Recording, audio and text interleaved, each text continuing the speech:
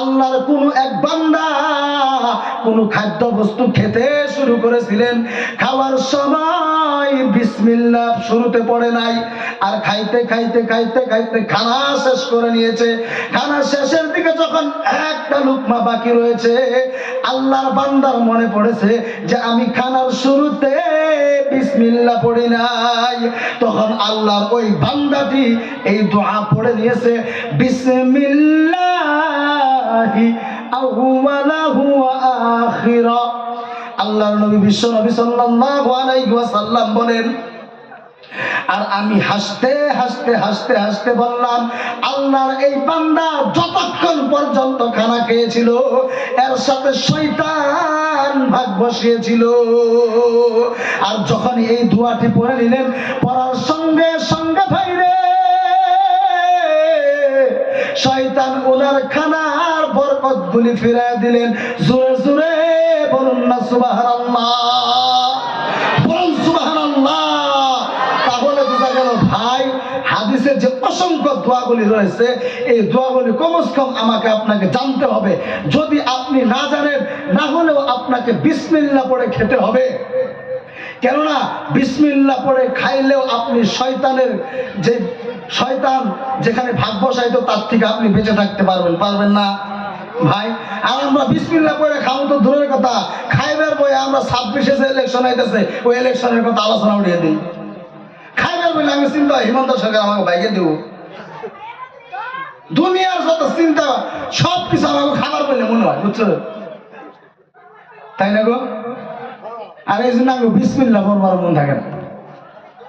আমার বন্ধুগণ খেয়াল করুন, লক্ষ্য করুন, চতুর্থ নাম্বার দুনিয়ায় আসার সময় ইবলিস শয়তান আল্লাহ তাআলাকে বলেছিলেন, ওগো দয়ার মালিক, আপনি আমাকে দুনিয়ার জমিনে পানির ব্যবস্থা করে দেন। আল্লাহ পাক রব্বুল আলামিন ইবলিস শয়তানকে পানির ব্যবস্থাও করে দিলেন। আল্লাহ বললেন, এরে ইবলিস শুন, তোমাকে আমি পানির ব্যবস্থা করে দিলাম।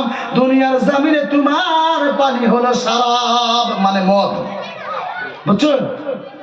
দুনিয়ার জমিনে তোমার পানি হলো শরাব, এই শরাব তুমি পানি স্বরূপ পান করবা। আমার বন্ধুগণ খেয়াল করুন, লক্ষ্য করুন, এই বিষয়ে আল্লাহ তাআলা মহাগ্রন্থ আল কোরআনের মধ্যে সূরা মাইদার আয়াত নাম্বার 19, 90 নম্বর আয়াতে আল্লাহ তাআলা বলেন, ইয়া আইয়ুহাল্লাযীনা আমানু ইন্নামাল খামরু ওয়াল মাইসির ওয়াল আনসাবু ওয়াল আজলামু রিজসুম মিন আমালিশ শাইতান। জোরে জোরে চিল্লায়ে বলুন আল্লাহু আকবার। আমার বন্ধুগণ খেয়াল করুন, লক্ষ্য করুন, আল্লাহ তাআলা এইখানে ঈমানদারদেরকে ডাক দেয়া বললেন, এরে বান্দা শুন। ঈমানদারদেরকে ডাক দিয়া চারটা বস্তুর কথা বললেন। ইন্নামাল খামর, খামর মানে এইখানে মুরাদ নেওয়া হয়েছে শরাব, মদ মুরাদ নেওয়া হয়েছে।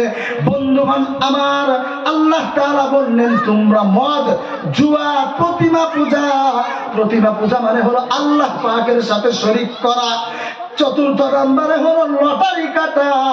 এই সবগুলি হলো রিজসুম মিন আমালিশ শাইতান, শয়তানের আমল। আমার বন্ধুগণ খেয়াল করুন, লক্ষ্য করুন, 4 নম্বর আল্লাহ তাআলা ইবলিস শয়তানকে যেটা দিয়েছিলেন পানি, সেটার নাম হলো মদ। এই বিষয়ে আল্লাহ তাআলা জানাইয়া দিলেন, দুনিয়ার জমিনে এই মদটা মানুষের জন্য হারাম করা হয়েছে। অর্থাৎ আমাদের সমাজে দেখা যায় মুসলমানের সন্তানেরা মদ, হিরোইন, ইয়াক্স, বাবা, গাঞ্জা এগুলোকে দুনিয়ার জমিনে পান করছে। ভাইরা আমার, দুনিয়ার জমিনে ড্রাগসকে পান করছে। আপনি বলবেন, হুজুর আল্লাহ তাআলা কোরআনুল কারীমের মধ্যে মদের কথা হারাম করে দিয়েছে, তাহলে হিরোইন, গাঞ্জা ড্রাগস, ইয়াবা, এইগুলির নাম তো কোরআনুল কারীমের মধ্যে আসে নাই। ইন্নামাল খমর, খমর মানে মদ যে মুরাদ দেওয়া হয়েছে, এইখানে তাম দুনিয়ার জমিনের সমস্ত নিশা জাতীয় বস্তু মুরাদ নেওয়া হয়েছে। আমার বন্ধুগণ খেয়াল করুন, লক্ষ্য করুন। এই জন্য কথা হলো, এক নম্বরে তো মদ চলে গেল, যেই মদ আল্লাহ শয়তানকে পানি স্বরূপ দিয়েছে। এখন কথা হলো ড্রাগস, ইয়াবা, হিরোইন, গাঞ্জা, এইগুলো আমার আপনার মধ্যে মুসলমানের এমন সন্তান রয়েছে রে ভাই, যারা পান করে করে নিজের জিন্দেগিকে ছাই ও ছাই বানায় ফেলাচ্ছে। আমার বন্ধুগণ খেয়াল করুন, লক্ষ্য করুন, যারা দুনিয়ার জমিনে ড্রাগসকে পান করতেছে, হিরোইনকে পান করতেছে, ইয়াবাকে পান করতেছে, গাঞ্জাকে পান করতেছে, এদের কি দুনিয়ার জমিনে তাদের স্ত্রী ভালোবাসে? কথা বলুন, তাদের স্ত্রী ভালোবাসে কি? তাদের ছেলে সন্তান ভালোবাসে কি? তাদের মা বাবা ভালোবাসে কি? সমাজের মানুষে ভালোবাসে কি? দুনিয়ার কোনো মানুষে ভালোবাসে কি? দুনিয়ার কোনো পুলিশ প্রশাসনে ভালোবাসে কি?